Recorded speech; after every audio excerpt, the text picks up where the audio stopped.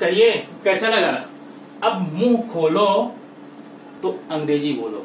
ठीक, कल का वीडियो जो हमने आपको दिया था, मुझे पूरी उम्मीद है आप उसे पढ़ लिए होंगे और उसकी प्रैक्टिस भी कर लिए होंगे। ठीक, अब उसको प्रैक्टिस कर लिए होंगे तो आज का देखेंगे। वो जो पुराने आपने कल का उसके पहले का वीडियो आपने प्रैक्टिस किया है, तो वो कुछ बातें वहां की हमें यहां भी मिलेगी। तो वो जो हमारा टाइम बचेगा और आपका वीडियो उससे कम टाइम में ज्यादा कंफर्म आपको हो जाएगा और आपको सीखने में भी आसानी होगी। याद रखना, अब मुंह खोलो तो अंग्रेजी बोलो। ऐसा यहां पर हमने इसलिए लिखा है क्योंकि मुझे पता है कि शायद आपको ये बात नहीं पता है, मुझे पता है कि आपको पता नहीं है कि अंग्रेजी बोलना कितना आसान है। ठीक, कल की वीडियो में मैंने आपको बताया था कि जब भी आपको इंग्लिश बोलना हो तो उसका लिंक करो। किससे लिंक करोगे, किससे जोड़ोगे? जो आपकी मदर टंग है, जो आप मातृभाषा घर में बोलते हैं, जो आप लिखते हैं, पढ़ते हैं, सुनते हैं, ज्यादातर आपके परिवार में जो भाषा बोली जाती है उससे इसको लिंक करके देखो। एक बेस बना लो, उसको इससे लिंक करो और लिंक करने के बाद में अंग्रेजी बोलना शुरू। ठीक, तो कल की वीडियो में आपने देखा था जिस भी वाक्य के अंत में ता है, टी है, ते है, ता हूं, वो सेंटेंस होगा तो उसका हम कैसे बनाएंगे। उसमें आपने अफर्मेटिव पढ़ा था, नेगेटिव पढ़ा था, interrogative action type, interrogative WH type पढ़ा था। ठीक, आज एक नई पहचान हम पढ़ेंगे। पहचान आप देखिए, एक वाक्य है रवि बाजार जा रहा है। रवि बाजार जा रहा है। ठीक,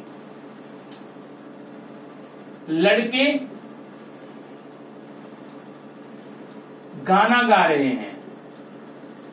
गाना गा रहे हैं। ठीक है, तुम स्कूल जा रहे हो। जा रहे हो। रात में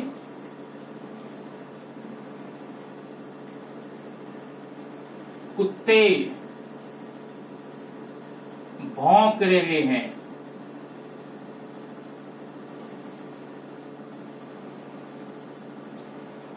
ठीक, मैं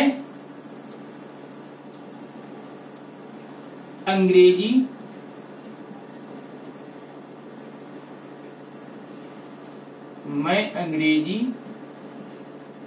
पढ़ा रहा हूं। ठीक है, इतने में समझ लेंगे पहले। तो ये आप सेंटेंस आप दिन भर में ऐसे सेंटेंस, ऐसे वाक्य ढेर सारे बोलते हैं। मैं पढ़ रहा हूं, मैं टीवी देख रहा हूं, मम्मी खाना बना रही है, दीदी गाना गा रही है, भाई बाजार में खेल रहा है, बाजार में कुछ सामान खरीद रहा है, मार्केट में दौड़ रहा है या सड़क पर दौड़ रहा है, मैदान में खेल रहा है। तो कुल मिलाकर के मेरा कहने का मतलब है जितने भी वाक्य हैं, वाक्य के अंत में रहा है, रहे हैं, रहे हो, रहे हैं, रहा हूं, मतलब जिन भी हिंदी वाक्य के अंत में रहा है, रही है, रहे हो, रहो हूं, आप ऐसे सेंटेंस की एक लिस्ट बनाइए। ऐसे सेंटेंस की एक लंबी लिस्ट बनाइए और वो लिस्ट वो बनाइए आपका जो डेली का काम हो, जो डेली रूटीन हो, जो दिन भर में आप करते हो, उससे संबंधित ऐसे वाक्य ढेर सारे बनाकर रख लीजिए। पहले एक कॉपी में, एक पेज पर बनाकर रख लीजिए जिसके वाक्य में रहा है, रही है, रहे हैं लगा हो। ठीक है, अच्छा, अब इसमें भी जब हम बनाएंगे सेंटेंस ढेर सारे प्रकार हो जाएंगे। अफर्मेटिव, ठीक, नेगेटिव, इंट्रोगेटिव। तो ये सारे के सारे सेंटेंस कैसे हैं? अफर्मेटिव है। हम यहां पर लिखते हैं ये है अफर्मेटिव। ठीक है, अफर्मेटिव सेंटेंस है। अब अगर ऐसे सेंटेंस आपको मिलते हैं, कैसे? रवि बाजार नहीं, जिस वाक्य के अंत में, जिस सेंटेंस के लास्ट में रहा है, रही है, रहे हैं, ऐसे वाक्यों की आपको एक लंबी श्रृंखला, लंबी लिस्ट बनानी होगी और उसी के आधार पर प्रैक्टिस करनी है बोल बोल करके। तो आप करेंगे क्या? अब देखिए नियम। सबसे पहले आप सब्जेक्ट लीजिए। सब्जेक्ट के बारे में हम कल पढ़ चुके हैं। यहां पर देखिए सब्जेक्ट, सब्जेक्ट, सब्जेक्ट, ये सब्जेक्ट। ठीक, ये सब्जेक्ट यहां पर यहां पर। उसके बाद में अगर सब्जेक्ट, ध्यान देना यहां पर, अगर सब्जेक्ट सिंगुलर है तो हेल्पिंग वर्ब इज, प्लूरल है तो आर, और अगर आई है तो एम लगाइए। ठीक है, जरा इस सेंटेंस को मैं सही कर दुरुस्त कर देता हूं, आपको जम नहीं रहा होगा ये कुत्ते भौंक रहे हैं, भौंक रहे हैं। ठीक है, तो आपने पहले सब्जेक्ट लिया, सब्जेक्ट के बाद में सब्जेक्ट के नंबर के आधार पे ईजेएमआर लेना है आपको। ठीक है ना, ईजेएमआर प्लस वर्ब। आपने इसकी पहले वीडियो में क्या देखा था, वर्ब, वर्ब या तो यस यस किया था, या तो उसमें आपने क्या किया था, फर्स्ट फॉर्म लिया था। लेकिन अभी इस वर्ब में आईएनजी, ध्यान देना, सब्जेक्ट लेना है, इज एम आर लेना है, वर्ब आईएनजी लेना है, उसके बाद में ऑब्जेक्ट लेकर के आपको फिनिश कर देना है। ये स्ट्रक्चर, ये जो इंग्लिश वाक्य बनाने का स्ट्रक्चर है, इसको आप दिमाग में बैठाइए पहले। ठीक ना, और ये बना करके एक लाइन आप ऊपर लिख करके ऐसे सेंटेंस कम से कम 25 वाक्य बनाइए जो आप प्रतिदिन डेली लाइफ में करते हैं। अब देखते हैं, पहले रवि बाजार जा रहा है। आपको इस पर ध्यान देना, ध्यान दो ना, ये नियम हम तभी अप्लाई करेंगे जब ये हम लास्ट के तुक को देखेंगे, लास्ट के राइम्स को देखेंगे, लास्ट के वर्ड को देखेंगे। लास्ट में आपको क्या देखना है, रहा है, रही है, रहे हैं, रहा हूं, ऐसा। तो आप यहां देखिए, सब्जेक्ट बनाइए। सब्जेक्ट क्या है, रवि, हो गया। आप यहां लिखेंगे रवि। ठीक है, अब रवि आपने सब्जेक्ट ले लिया, उसके बाद क्या लेना है, हेल्पिंग वर्ब लेना है। हेल्पिंग वर्ब क्या लेंगे, या तो इज, या तो एम, या तो आर। अब इज एम आर कैसे लेना है, इज एम आर लेना है सब्जेक्ट के नंबर को देख करके, मतलब सिंगुलर है प्लूरल है। सिंगुलर है तो इज, तो रवि क्या है, सिंगुलर, आप क्या लगाएंगे, इज, रवि इज, हो गया। अब वर्ब जाना, तो गो, जाना का गो, लेकिन हमें क्या करना है, आईएनजी लेना है, going, Ravi is going to, कहा, बाजार ना, market, Ravi is going to market. ये हमारा सेंटेंस पूरा बन गया। अब मुझे पूरी उम्मीद है कि आप पूरा बना सकते हैं। जरा इसको देखिए, लड़के गाना गा रहे हैं, लास्ट का ये है ना। अब आ जाइए साथ में, पहले लड़के का लेंगे, लड़के का इंग्लिश क्या होगा, बॉयज, क्या होगा, बॉयज। बॉयज आपने ले लिया। अब बॉयज लेने के बाद में क्या लेंगे, हेल्पिंग वर्ब लेंगे। हेल्पिंग वर्ब क्या इसमें है, इज एम आर, तो बॉयज प्लूरल है, क्या बनाएंगे, आर। बॉयज आर गा रहे हैं, singing, boys are singing a song. एक गाना है, सारे बच्चे मिलकर गा रहे हो, उसी को ना। अगर गाने गा रहे हैं तो आप सॉन्ग्स कर देना वहां पर। ठीक है, तो boys are singing a song. ठीक, थर्ड में तुम स्कूल जा रहे हो, कितना सिंपल है, जाते हो स्कूल ना, तो तुम स्कूल जा रहे हो, तो तुम की इंग्लिश यू। अब कई बार बताया गया है, यू को हम प्लूरल के रूप में लेते हैं, हेल्पिंग वर्ब लगाएंगे are. You are going to school, you are going to school. ठीक ना। अब ये कुत्ते भौंक रहे हैं, कुत्ते भौंकते हैं ना, भौंकने की लिस्ट क्या होती है, बार्क। ये देखिए मैं यहां पे देता हूं, एक काम में आप करना। ठीक है, तो ढेर सारे सेंटेंस आप जो लेते हैं, अब सेंटेंस हो सकता है कुछ वर्ड ऐसे आते हैं जो आपको नहीं, जिनकी इंग्लिश आपको नहीं मिलती है।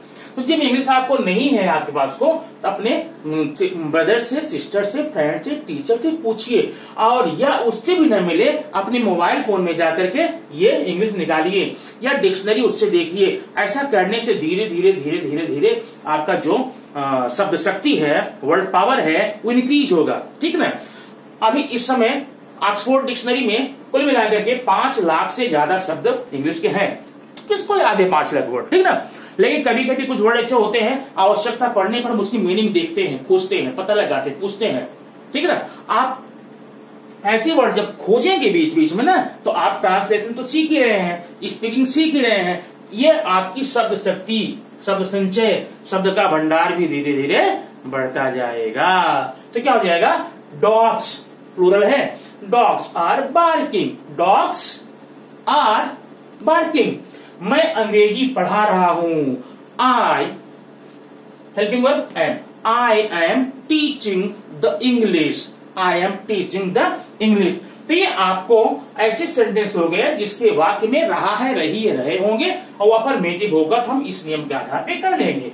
बात समझ में? मैंने यहाँ पर क्या है कि टेंस का नाम मत लेना कि कौन सा टेंस है, हमें टेंस में पढ़ना नहीं है, टेंस हमें छूना नहीं है, सिर्फ लिंक करना है अपनी मदर टंग को, अपनी मातृभाषा को इंग्लिश से लिंक करना है। क्योंकि अपने मातृभाषा में जो भी वाक्य होते हैं उनकी रचना भी हमें मालूम होती है और उनका स्ट्रक्चर बनावट कैसी होती है। अब हम यहाँ पर जो हिंदी ले रहे हैं लास्ट में क्या दे रहे हैं पहचान, रहा है, रही है, रहे हैं, ठीक है ना।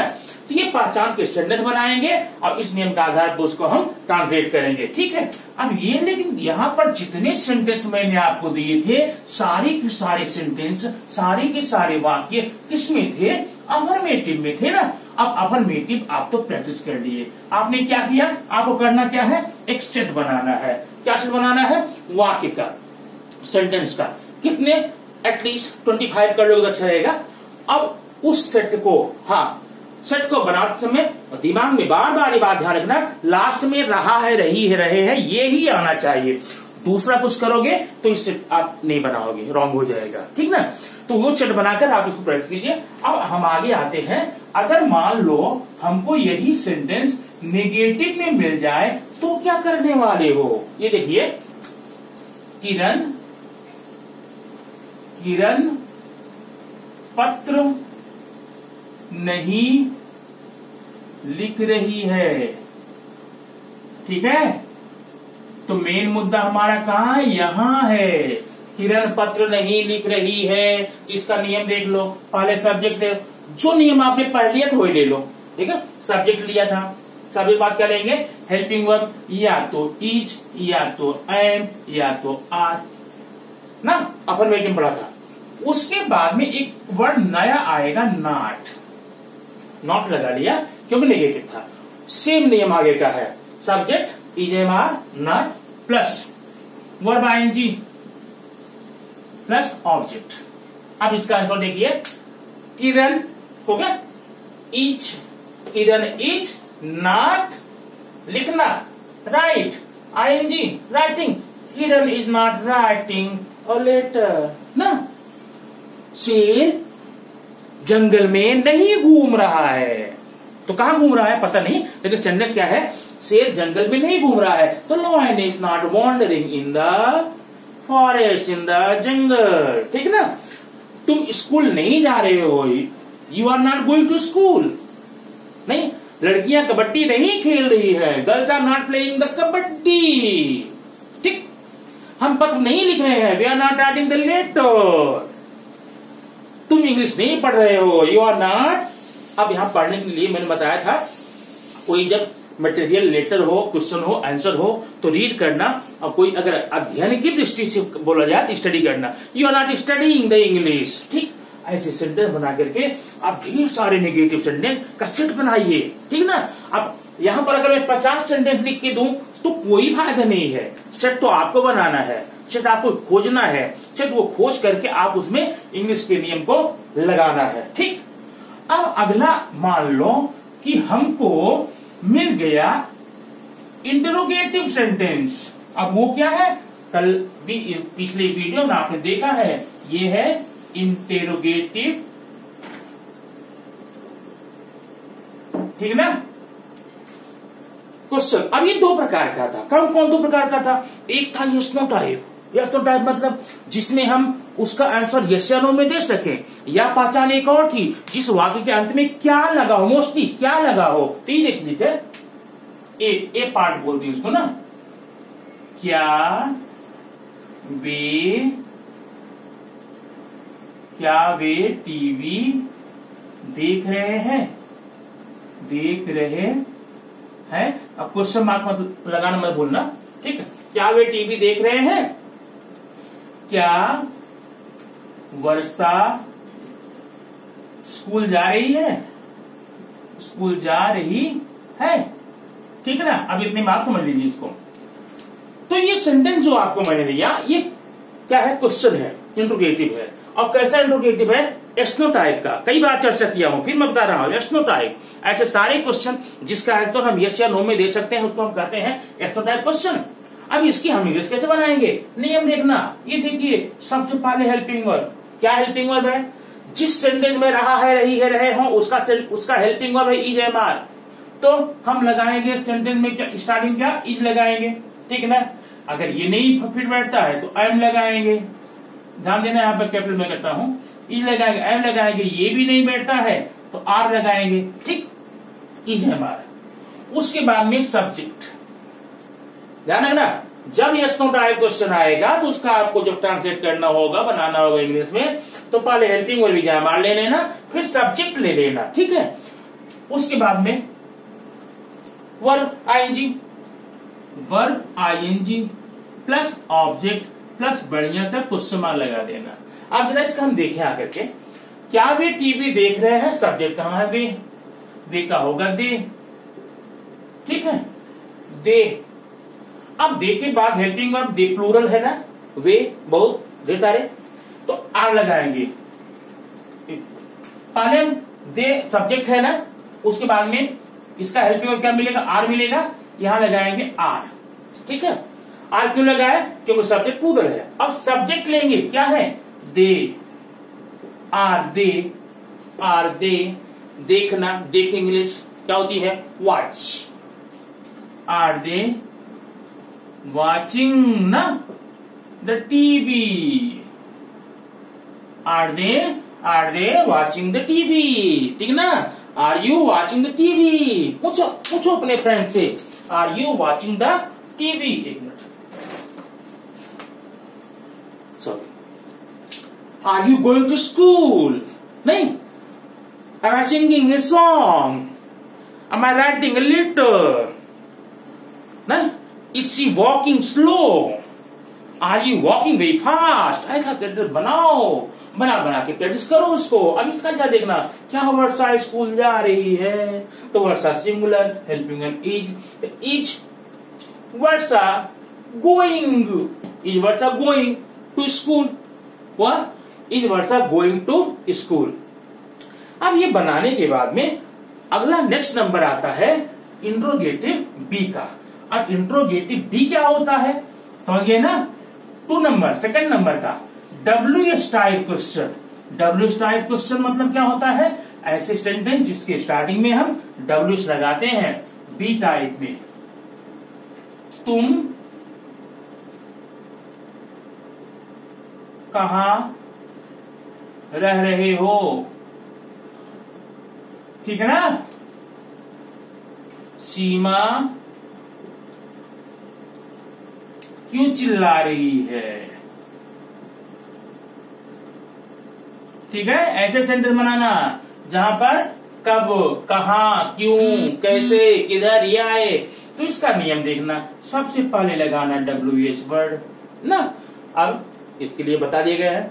उसके बाद यस नो टाइप का पूरा नियम क्या था? Yes no type is am are plus subject plus verb ING plus object plus question mark, ठीक है। अच्छा इसका आंसर देखिए, WH कहां के लिए क्या बताया गया है? Where, helping verb. अब हेल्पिंग वर्ब क्या लेंगे? तुम सब्जेक्ट है ना, हेल्पिंग वर्ब मिलेगा are, where are, subject you, रहना का लिविंग या staying, where are you staying. Next, Seema क्यों चिल्ला रही है? हाँ बोलो, क्यों चिल्ला रही है? पता लगाओगे? जान दो, सीमा क्यों चिल्ला रही है? तो क्योंकि इंग्लिश क्या लगाएंगे? व्हाई ना। Helping verb is, what is, subject Seema, चिल्लाने का क्राइंग, शाउटिंग, ठीक। व्हाई इज सीमा क्राइंग लेकर के क्वेश्चन मार्क लगा देना। इस प्रकार से आप इतना अगर 24 आवर करते हैं, फिर बाद में बीच बीच थोड़ा कुछ दिन तक प्रैक्टिस कर लेते हैं, तो 100% अगर इसके ऊपर और भी परसेंट होता मैं और बोल देता 200% बोलता, आपको इंग्लिश बोलना आसान हो जाएगा। बस ध्यान ये रखना, शुरू में आप करना क्या है, शुरू में इस स्ट्रक्चर का सेंटेंस अफर्मेटिव, नेगेटिव, इंट्रोगेटिव एक सेट बनाइए और एक सेट बना करके इंग्लिश अपनी कॉपी में और सेट बना करके इसी नियम के आधार पर उसको भरपूर प्रैक्टिस कीजिए। और प्रैक्टिस करके मुझे बताइए कि कितना आसान है। अब बोलना बड़ा आसान है, आज से ही शुरू कर दो ना। हाँ, तो मम्मी अगर तुम्हारे साथ बैठी हैं, बोलो mummy what are you doing, नहीं mummy what are you doing, I am not listening you, are you watching TV, are you watching TV, क्या तुम टीवी देख रही हो, क्या पापा आ रहे हैं, इज पापा कमिंग, नहीं क्या ट्रेन आ रही है, इज ट्रेन अराइविंग। तो ऐसे सेट बना करके आज से शुरू करो, बहुत ही दासों मजा आएगा। और मजा ले करके आप क्या करेंगे, आप अपने ज्ञान में वृद्धि करेंगे, नया वर्ड पावर बढ़ेगा, नया ज्ञान बढ़ेगा, सोसाइटी में आप इंग्लिश बोलना शुरू कर देंगे, अपने दोस्तों में इंग्लिश बोलना शुरू कर देंगे, तो आपका वजूद जो है आप खुद जान जाएंगे कि बोलने में कितना मजा आता है, तब आप खुद बोलेंगे। क्यों कि टॉपिक का नाम मैंने पहले बताया है, अब मुंह खोलो तो इंग्लिश बोलो, मुंह खोलो तो इंग्लिश बोलो, क्योंकि बोलना आसान है ना, कोई बहुत बड़ी बात तो नहीं है।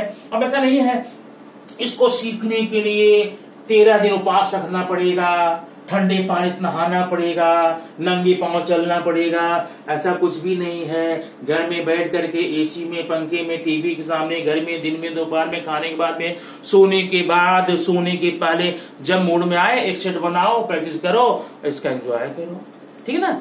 तब आप भी कल बोलेंगे मुंह खोलो तो इंग्लिश बोलो। Okay, thank you.